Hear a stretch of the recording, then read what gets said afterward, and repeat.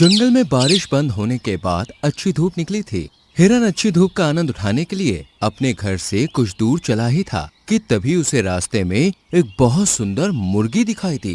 हिरन उस मुर्गी को देखकर बुरी तरह से चौंक पड़ा और दौड़ता हुआ उसके पास जाकर बोला, तुम तो इस जंगल की मालूम नहीं पड़ती। मैंने तुम्हारी जैसी सुंदर मुर्गी अपने जंगल में तो नहीं देखी। तुमने बिल्कुल सही कहा सुंदर हिरन, मैं इस जंगल की नहीं हूँ, मैं बहुत दूर से आई हूँ। बहुत दूर से आई हो? मैं कुछ समझा नहीं। मेरा जंगल दूसरे देश में है। मैं एक बहुत ही खास समुदाय से ताल्लुक रखने वाली मुर्गी हूँ। तो क्या इस बात को हमारे जंगल का राजा शेर जानता है? मुर्गी हंसते हुए हिरन की ओर देखकर बोली, मैं जिस समुदाय से ताल्लुक रखती हूँ वो बहुत ही प्राचीन और खास समुदाय है। हमारे समुदाय की मुर्गियाँ किसी भी जंगल के बगैर राजा की इजाजत के बगैर रुक सकती हैं और कोई हमें अपने जंगल में रुकने के लिए क्यों रोकेगा। हम किसी को नुकसान नहीं पहुँचाती। इतना बोलकर मुर्गी आगे बढ़ गई, मगर वो नहीं जानती थी कि उसकी इस बात को ब्लैक बर्ड बहुत ही गौर से सुन रही थी। ब्लैक बर्ड उस मुर्गी को बहुत ही गौर से देखते हुए बोली, ये तो प्राचीन समुदाय से ताल्लुक रखने वाली मुर्गी है। मैंने सुना है कि साल में 3 दिन ये अपनी जुबान से जो भी बोलती है वो सच हो जाता है और ये समय तब शुरू होता है जब बारिश का महीना खत्म होने वाला होता है। मुझे इस बात का फायदा उठाना चाहिए। इतना बोलकर ब्लैक बर्ड सीधी उड़ती हुई उस मुर्गी के पास जाकर बोली, क्या तुम मुझसे दोस्ती करोगी? हाँ, मुझे दोस्ती करना अच्छा लगता है, लेकिन क्या तुम मुझे जानती हो? नहीं, मैं तुम्हें पर्सनली तो नहीं जानती, लेकिन इतना मैं जानती हूँ कि तुम बहुत ही खास समुदाय से ताल्लुक रखने वाली हो। तुम जिस समुदाय से हो उस समुदाय की इज्जत जंगल का हर राजा करता है और तुम कभी किसी को नुकसान नहीं पहुँचाती। ये सुनकर मुर्गी खुश हो गई। तुम तो मेरे बारे में बहुत कुछ जानती हो। मैं भी तुम्हारे साथ साथ आगे आगे चलती हूँ।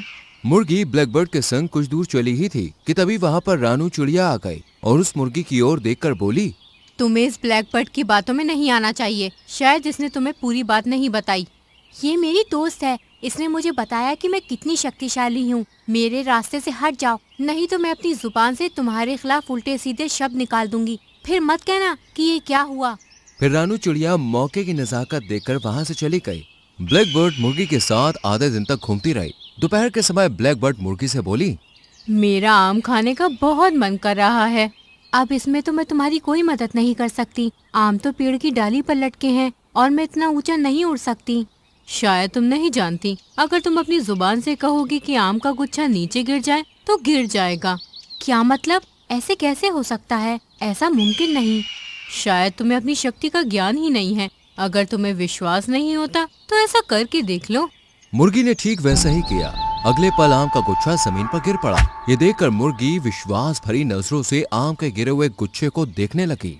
शायद तुम्हारे समुदाय और परिवार लोगों ने तुम्हें बताया नहीं कि तुम मुर्गियों में एक बहुत सी खास शक्ति होती है। तुम जो बोलती हो वो सच हो जाता है और उसके बावजूद भी तुम सबसे कमजोर प्राणी हो, जबकि जंगल का सबसे ताकतवर प्राणी तुम्हारी समुदाय की मुर्गियों को माना जाना चाहिए। तभी वहाँ पर उछाल मारता हुआ बंदर आ गया और क्रोधित नजरों से उस मुर्गी की ओर देखकर बोला, तुम्हारी हिम्मत कैसे हुई इस आम के गुच्छे को तोड़ने की? क्या तुम्हें पता नहीं कि इस पेड़ पर मेरा अधिकार है और तुम तो इस जंगल की भी नहीं लगती। ये सुनकर मुर्गी को पता नहीं क्यों गुस्सा आ गया। क्या तुम यहाँ के राजा हो क्या? अरे इस पेड़ पर यहाँ के सभी पक्षी और जानवरों का अधिकार है। तुम कैसे कह सकते हो कि इस पेड़ पर सिर्फ तुम्हारा ही अधिकार है? क्या इस पर लगे हुए आम सिर्फ तुम ही खाओगी? हाँ, मैं ही खाऊंगा और मुझसे ज्यादा उलझने की जरूरत नहीं है। तुम शायद मुझे जानती नहीं हो। मैं अपने से कमजोर प्राणियों को बहुत जल्दी अपना पंजा मारकर घायल कर देता हूँ और तुम तो वैसे भी मेरे जंगल की हो ही नहीं। बंदर की बात सुनकर मुर्गी गुस्से से जाने ही वाली थी कि तभी ब्लैक बर्ड मुर्गी से बोली, तुम इसे सबक क्यों नहीं सिखाती हो? मैं भला सबक कैसे सिखा सकती हूँ? भूलो मत, कुछ देर पहले तुमने अपने शब्दों के द्वारा ही आम के गुच्छे को तोड़ दिया था। तब इस बंदर की इतनी हिम्मत थी, ये तुमसे इतनी बदतमीजी से बात कर रहा है और तुम उससे कुछ कह ही नहीं रही। ब्लैक बर्ड की बात सुनकर मुर्गी उसकी बातों में आ गई और बंदर की ओर देखकर बोली, बंदर तुम बहुत बदतमीज हो। अगर तुम्हारी इसी वक्त टांग टूट जाती तो कितना अच्छा होता। मुर्गी ने शब्द बोले थे कि तभी बंदर बुरी तरह से करहाने लगा और जमीन पर गिर गया। ये देखकर मुर्गी को अपनी आंखों पर विश्वास नहीं हुआ। तुम मेरे साथ चलो, मैं तुम्हें बताऊंगी आगे आगे क्या करना है। और वो बंदर घायल अवस्था में सीधे जंगल के राजा शेर के पास चला गया और सारी घटना शेर को बताते हुए बोला, महाराज, वो मुर्गी आपके राज्य के लिए बहुत ही ज्यादा घातक है। अगर उसने आपके खिलाफ कुछ भी बोल दिया तो वो सच हो जाएगा। उसका कुछ कीजिए। जंगल का राजा शेर बंदर की बात सुनकर गहरी सोच में डूबते हुए बोला, शायद तुम सही कहते हो, मुझे जाकर उस मुर्गी से बात करनी चाहिए। इतना बोलकर जंगल का राजा शेर सीधे दौड़ते हुए उसी मुर्गी के पास पहुंच गया। ब्लैकबर्ड ने जैसे ही शेर को देखा वो तुरंत ही मुर्गी से बोली, जंगल का राजा शेर तुम्हें जान से मारने के लिए आ रहा है। अगर तुमने कुछ नहीं किया तो तुम तो मारी जाओगी। ये सुनकर मुर्गी बुरी तरह से घबरा गई और उसने तुरंत ही जंगल के राजा शेर की तरफ देखकर कहा, अगर तुमने एक कदम भी आगे बढ़ाया तो तुम्हारी टांग टूट जाएगी।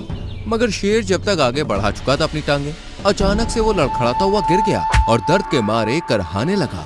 उसे देखकर जंगल में अफरा तफरी मच गई। उस दृश्य को हिरन भी देख रहा था। वो डर की वजह से वहाँ से भागने लगा।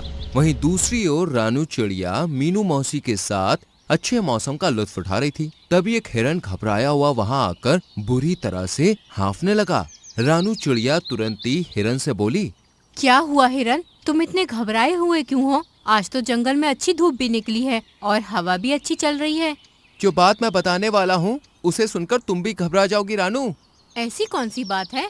तुम्हें पता है हमारे जंगल के राजा शेर की टांग टूट गई है और वो दर्द से बुरी तरह से करहा रहा है। ये सुनकर मीनू मौसी बुरी तरह से चौंक पड़ी। जंगल के राजा शेर की टांग आखिर किसने तोड़ी? एक मुर्गी ने। क्या बकवास कर रहे हो तुम? मुर्गी और शेर का क्या मुकाबला? यही तो रहस्य है रानू चिड़िया। अपनी जान बचाना चाहती हो तो तुम भी इस जंगल को छोड़कर चली जाओ, नहीं तो वो मुर्गी तुम्हें भी नहीं छोड़ेगी। इतना बोलकर हिरन वहाँ से भाग गया। रानू चिड़िया गहरी सोच में डूबती हुई मीनू मौसी से बोली, मुझे अब थोड़ा थोड़ा समझ आ गया है। लगता है मुझे कुछ करना ही पड़ेगा, नहीं तो उस मुर्गी की जान खतरे में पड़ जाएगी। वहीं दूसरी ओर जंगल का राजा शेर क्रोध भरी नजरों से मुर्गी को देखने लगा। तभी ब्लैकबर्ड मुर्गी से बोली, जंगल के राजा शेर को जिंदा छोड़ना मूर्खता होगी। मुर्गी अपनी जुबान से जल्दी से शब्द निकालो कि जंगल का राजा शेर यहीं मर जाए। तभी वहाँ पर रानू चिड़िया मौसी के साथ उड़ती हुई आई और मुर्गी की ओर देखकर बोली, ऐसा भूल कर भी मत करना मुर्गी। तुम शायद नहीं जानती कि ब्लैकबर्ड तुम्हारी ताकत का नाजायज फायदा उठा रही है। ये तुम्हारी दोस्त नहीं बल्कि दुश्मन है। हमारे जंगल के राजा शेर तो तुम्हारे समुदाय के लोगों का बहुत सम्मान करते हैं। अगर ऐसी बात है तो फिर ये मुझे जान से मारने के लिए क्यों आ रहे थे? शेर कराहता हुआ मुर्गी से बोला, मैं तुम्हें जान से मारने के लिए नहीं आ रहा था खास समुदाय की मुर्गी, बल्कि तुमसे ये पूछने आ रहा था कि आखिर बंदर ने ऐसी क्या गलती कर दी कि तुमने उसकी टांग तोड़ दी।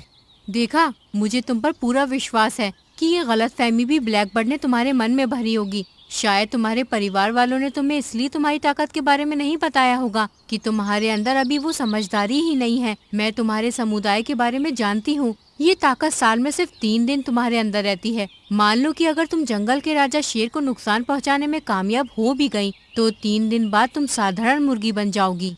ये सुनकर मुर्गी को पछतावा होने लगा। वो जंगल के राजा शेर की ओर देखते हुए बोली, मुझे क्षमा कर दीजिए शेर राजा। मैं चाहती हूँ कि जंगल के राजा पहले जैसे ही सही हो जाएं और बंदर की टांग भी सही हो जाए।